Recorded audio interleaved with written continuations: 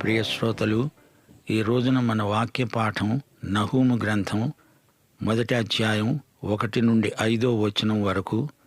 ముందుగా ఈ గ్రంథానికి ఉపోద్ఘాతం వింటాము. నహూము గ్రంథం. ఈ గ్రంథంలో నీనెవెపై తీర్పు ప్రవచించబడింది. నీనెవె పట్టణం అష్షూరు రాజధాని. ఇందలి ప్రవచనాలు ఎప్పుడో నెరవేరాయి. అయితే ఈ రోజున మనకు నహూము గ్రంథ సందేశం ఏమిటని అడుగుతారా? సందేశం లేకే ఉంది, గొప్ప సందేశమే ఉంది. ఈ గ్రంథ రచయిత నహూమే. నహూము అనే పేరుకు అర్థం ఆదరణ. గాని ఈ గ్రంథంలో తీర్పు సందేశం ఉంది. మరి రచయితే ఆదరణ అనే పేరు గలవాడు నహూము. శ్రోతలు, ఇంతకు తీర్పు అంటే మీరు ఏమనుకుంటున్నారు? నీ శత్రువులపైకి తీర్పు వచ్చింది అంటే అది నీకు ఆదరణే గదా. గ్రంథం 1వ వచనం నీనెవెను గురించిన దేవోక్తి. ఎల్కోషువాడైన నహూముకు కలిగిన దర్శనమును వివరించే గ్రంథం. అయితే నహూము ఎల్కోషీయుడా? గలిలీ ప్రాంతంలో ఎల్కోషు అనే ఊరు ఉంది. అదే నహూము జన్మస్థానం. కపెర్నహూము అనే ఊరి పేరు మీరు విన్నారు గదా. ఇందులో నహూము అనే పదం ఇమిడి ఉంది. కపెర్నహూము. ఈ నగరం యేసుక్రీస్తు యొక్క సేవా కేంద్రం. ఎల్కోషు అనే స్థలం యూదా ప్రాంతంలో కూడా ఉంది. అసలు నహూము ఉత్తరాదిని, ఇశ్రాయేలు రాజ్యంలో పుట్టినవాడు. ఆ తరువాత అతడు ఎల్కోషుకు వచ్చాడు. ఎల్కోషు గ్రామం దక్షిణ యూదాలో ఉంది. బాల్య దశలోనే దక్షిణానికి వచ్చి అక్కడే పెంచబడ్డాడు. యెరూషలేము మీదికి సన్నిహరీబు దండెత్తి వచ్చిన దినాలవి. 1వ అధ్యాయంలో సన్నిహరీబు దండయాత్ర కన్నులకు కట్టినట్లు నహూము వర్ణించాడు. అప్పుడు హిజ్కియా యూదా రాజ్యాన్ని ఏలాడు. అదంతా నహూము స్వయంగా చూచాడు. యెషయా, మీకా అనే ప్రవక్తలకు నహూము సమకాలీనుడు. యోనా తరువాత 100 సంవత్సరాలకు నహూము గ్రంథం రచించబడింది. హిజ్కియా రాజ్యమేలిన కాలంలో జరిగిన సంఘటనలు నహూముకు బాగా తెలుసు. ఉత్తర రాజ్యమైన ఇశ్రాయేలు పతనాన్ని ఈ ప్రవక్త స్వయంగా చూచాడు. ఇశ్రాయేలు దయనీయ స్థితికి నహూము ఎంతో బాధ చెందాడు. నీనెవె మీదికి తీర్పు రాబోతోందని నహూము ప్రకటిస్తున్నాడు. అష్షూరు రాజ్యం సమూలంగా నాశనమైపోతుంది. దేవుని తీర్పు న్యాయమైనది. యోనా నీనెవె పట్టణంలో సువార్త ప్రకటిస్తే ఆ పట్టణంలో అందరూ రక్షించబడ్డారు. ఆ తరువాత ఇంచుమించు 150 సంవత్సరాలకు నహూము గ్రంథ రచన జరిగింది. లోక చరిత్రలోకెల్లా గొప్ప ఉజ్జీవం యోనా పరిచర్యకు ఫలితంగా కలిగింది. పట్టణస్థులందరూ పశ్చాత్తప్తులయ్యారు. పౌరులందరూ దేవుని వైపునకు మరలడం గొప్ప విశేషం. అయితే ఆ ఉజ్జీవం ఎంతకాలం నిలిచింది? వారికి కలిగిన భక్తి అట్టే కాలం నిలువలేదు. కొద్ది కాలానికే వారు తమ పాత రోత జీవితానికి వెనక్కు తిరిగిపోయారు. పూర్వంలాగే వారు తమ క్రూరత్వానికి, దౌర్జన్యానికి తిరిగిపోయారు.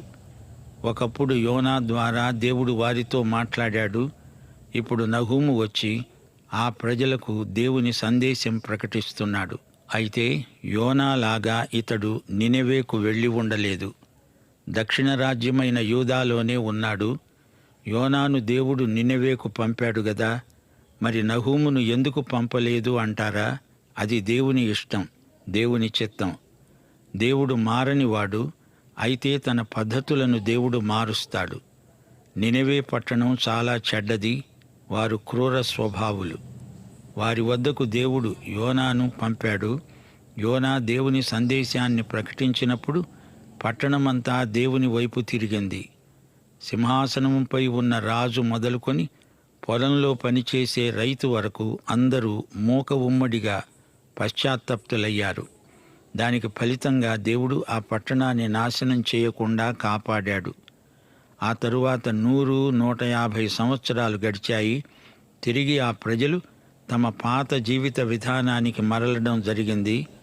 నహూము ఎందుకు వెళ్ళలేదు? దానికి ఒక్కటే జవాబు. దేవుడు వారికి ఒకసారి వెలుగును ప్రసాదించాడు. కానీ ఇప్పుడు వారు వెలుగును తిరస్కరించారు, చీకటినే కోరుకున్నారు. తిరస్కరించబడిన వెలుగును గురించి ప్రభువు మత్తయి సువార్త 6వ అధ్యాయం 23వ వచనంలో ఏమన్నాడు? నీ కన్ను చెడినదైతే నీ దేహమంతా చీకటిమయమై ఉంటుంది. నీలో ఉన్న వెలుగు చీకటి అయి ఉండిన ఎడల ఆ చీకటి ఎంతో గొప్పది. ఎవరిలోనైనా వెలుగే చీకటిగా ఎలా మారుతుంది? దేవుని వాక్యాన్ని ఎరిగి ఉండి కూడా దాన్ని తిరస్కరించడమే వెలుగు చీకటిగా మారటమంటే. బైబిల్ ఇంట్లో ఉంటుంది, గోడల మీద బైబిల్ వచనాలు రాసి పెట్టుకుంటారు, గాని అది హృదయంలో మాత్రం ఉండదు. అష్షూరుకు, నినెవేకు ఒకప్పుడు వెలుగు వచ్చింది, కాని ఏం ప్రయోజనం? కొంతకాలానికి వారు దాన్ని తిరస్కరించారు, విసర్జించారు. అనేక జాతుల చరిత్ర ఇదే పాఠం మనకు నేర్పుతోంది. ఒకప్పుడు ఎంతో ఉన్నత స్థితిలో ఉన్న రాజ్యాలు ఆధ్యాత్మికంగా దిగజారిపోయాయి. నీనెవే దిగజారిపోయింది, దేవుని మాట వినడం మానేసింది. ప్రవక్త అయిన నహూము అన్నాడు, నేను అక్కడికి వెళ్ళేది లేదు. అనవసరంగా నా సమయాన్ని, దేవుని సమయాన్ని వృధా చేయడం నాకిష్టం లేదు. వారు ఒకసారి వెలిగించబడ్డారు, తిరిగి చీకటిగా మారిపోయారు. ఇప్పుడు వారిని క్రమపరచడం అసాధ్యం. నహూము గ్రంథంలో గొప్ప సందేశం ఉంది. లోకంలోని జాతుల నిమ్నోన్నతాలు, హెచ్చుతగ్గులు ఎలా ఉన్నాయో గమనించారా? దాస్యము నుండి విశ్వాసానికి, విశ్వాసము నుండి ధైర్యానికి, ధైర్యము నుండి స్వేచ్ఛకు, స్వేచ్ఛ నుండి సమృద్ధికి, సమృద్ధి నుండి స్వార్థానికి, స్వార్థము నుండి కృత్రిమ తృప్తికి, తృప్తి నుండి జాతి వెలి విధానానికి, అందులో నుండి తిరిగి దాస్యములోకి జాతులు పరిభ్రమిస్తాయి. ఇది చరిత్ర మనకు నేర్పిన పాఠం. దేవుడు నినెవేను శిక్షిస్తాడు. వారి మీదికి దేవుని తీర్పు రాబోతోంది. దేవుడు నీతి న్యాయములు గలవాడు. ఆయన ఎవరిని ఎలా చూడాలో, ఎట్టి తీర్పు విధించాలో ఎరిగిన నీతిగల న్యాయాధిపతి. దేవుడు ప్రేమ గలవాడు, నిజమే. దేవుడు పరిశుద్ధుడు, నీతిమంతుడు. దేవుడు ఎంతో మంచివాడు. ఆయన మంచితనం ఎన్నటికీ మారనిది. జాతులన్నీ, రాజ్యాలన్నీ ఆయన పర్యవేక్షణలోనే ఉన్నాయి. ఆయన సింహాసనాసీనుడు, మహాతీర్పరి. ఇది ఈ పాఠ సందేశం. శ్రోతలు, ఇప్పుడు నహూము 1వ అధ్యాయం 1 నుండి 5వ వచనం వరకు జాగ్రత్తగా వినండి. నీనెవెను గూర్చిన దేవోక్తి. ఎల్కోషు వాడైన నహూమునకు కలిగిన దర్శనమును వివరించే గ్రంథం. యెహోవా రోషము గలవాడై ప్రతీకారము చేసేవాడు. యెహోవా ప్రతీకారము చేస్తాడు. ఆయన మహోగ్రత గలవాడు. యెహోవా తన శత్రువులకు ప్రతీకారం చేస్తాడు. తనకు విరోధులైన వారి మీద కోపం ఉంచుకుంటాడు. యెహోవా దీర్ఘశాంతుడు, మహాబలము గలవాడు. ఆయన దోషులను నిర్దోషులుగా ఎంచడు. యెహోవా తుఫానులోనూ సుడిగాలిలోనూ వచ్చేవాడు. మేఘములు ఆయనకు పాదధూళిగా ఉన్నవి. ఆయన సముద్రమును గద్దించి ఆరిపోయేట్లు చేస్తాడు. నదులన్నిటినీ ఆయన ఎండిపోయేటట్లు చేస్తాడు. బాషాను, కర్మెలు వాడిపోతాయి. లెబానోను పుష్పము వాడిపోతుంది. ఆయనకు భయపడి పర్వతాలు కంపిస్తాయి, కొండలు కరిగిపోతాయి. ఆయన ఎదుట భూమి కంపిస్తుంది. లోకము, అందలి నివాసులందరూ వణుకుతారు. ప్రియ శ్రోతలు, నహూము ఒక చిన్న ప్రవచన గ్రంథం. ఈ ప్రవక్త అంశం ఒక్కటే, నీనెవేపై దేవుని తీర్పు. నీనెవే అష్షూరు సామ్రాజ్యానికి ముఖ్య పట్టణం. అయితే మనకు, నేటి మానవతకు ఈ గ్రంథమందు అర్థవంతమైన మహా సందేశమున్నది. దేవోక్తి అంటే భారం, భారం అంటే తీర్పు. యోనా దేవుని ప్రేమను ప్రకటించాడు. నహూము దేవుని న్యాయాన్ని ప్రకటిస్తున్నాడు. ఈ రెండూ దేవుని లక్షణాలే, ప్రేమ, న్యాయము. దేవుడు తీర్పు తీరుస్తాడు, నిజం. గాని దేవుడు ప్రేమ అయి ఉన్నాడు. దేవునికి కక్ష సాధింపు మనస్తత్వం లేదు. దేవుడు ఏదో భావవికారం చేత కోపపడి కొట్టడు. దేవుని తీర్పు న్యాయమైనది. తాను ప్రేమించేవారైనా సరే వారిలో పాపం ఉన్నప్పుడు శిక్షించక విడువడు. ఆయన దేవుడు. నీనెవె పట్టణాన్ని దేవుడు ప్రేమించాడు. యోనాకు నీనెవె పట్టణం నాశనం కావాలనే ఉంది, కాని దేవుడన్నాడు. యోనా 4వ అధ్యాయం 11వ వచనం, 120,000 కంటే ఎక్కువై కుడి ఎడమలు ఎరుగని జనమును బహు పశువులను గల మహాపురము విషయములో నేను విచారపడవద్దా? నీనెవె పట్టణంలో అమాయకులైన బాలబాలికలున్నారు. దేవుడు అప్పుడు నీనెవెను రక్షించాడు, గాని ఇప్పుడు తీర్పును ప్రకటిస్తున్నాడు. దేవుని దీర్ఘశాంతానికి కూడా గడువు ఉంది. నహూము 3వ అధ్యాయం 19వ వచనం, నీకు తగిలిన దెబ్బ బహు చెడ్డది, నీ గాయమునకు చికిత్స ఎవ్వడూ చేయజాలడు. జనులందరూ ఎడతెగక నీ చేత హింస నొందారు. నిన్ను గూర్చిన వార్త వినేవారందరూ నీ విషయమై చప్పట్లు కొడతారు. నీనెవె మరీ బరితెగిపోయింది, చికిత్స అసాధ్యమనేటంత వరకు రోగం ముదిరింది. దేవుని దీర్ఘశాంతాన్ని శోధించకూడదు. ప్రవచనాల విషయంలో జాగ్రత్త.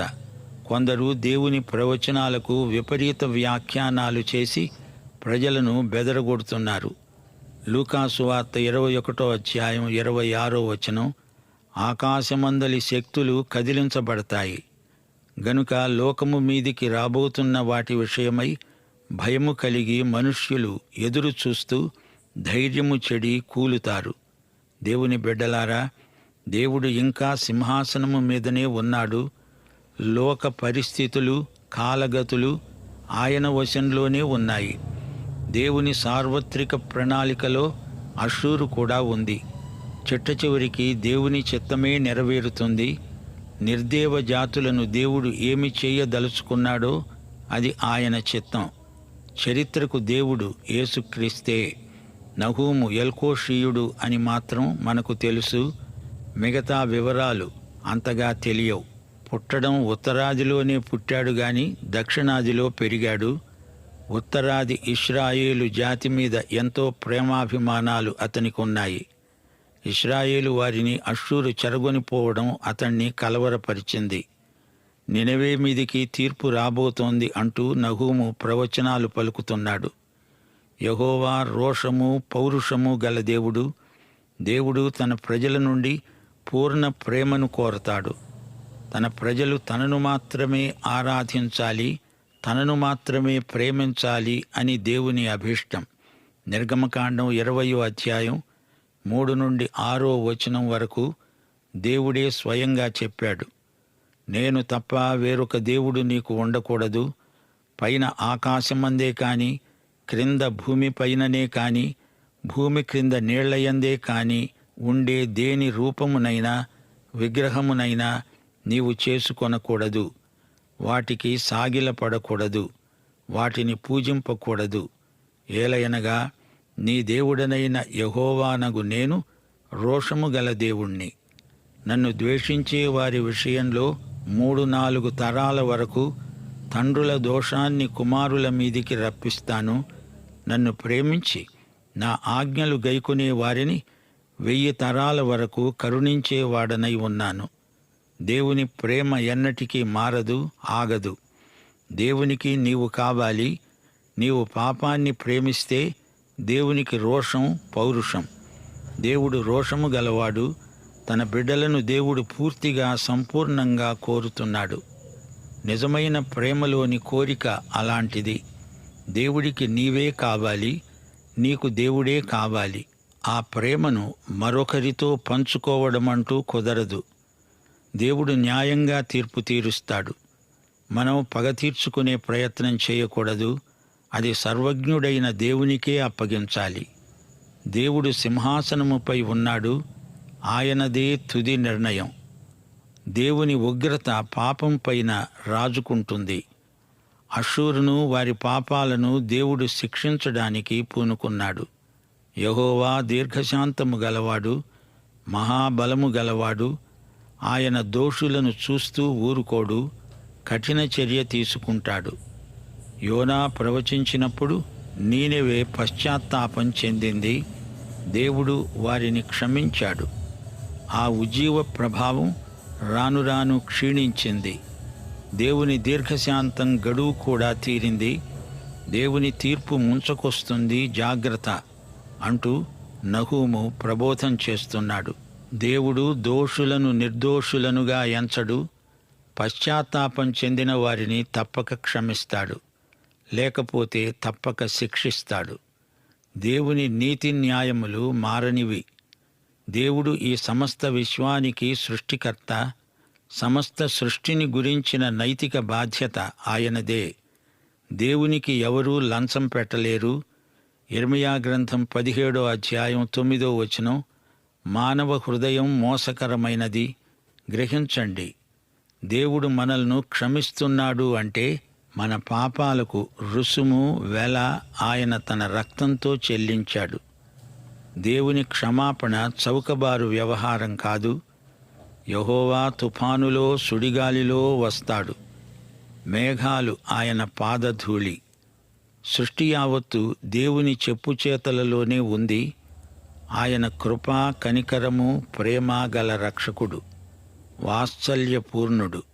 ఆయన గద్దిస్తే సముద్రాలు ఆరిపోతాయి, నదులన్నీ ఎండిపోతాయి. సృష్టి యావత్తు ఆయన అదుపాజ్ఞల్లోనే ఉంది. ఎర్ర సముద్రము, యొర్దాను నది ఈ విషయంలో సాక్ష్యమిస్తాయి. బాషాను, కర్మెలు, లెబానోను ఈ 3 సారవంతమైన ప్రాంతాలు.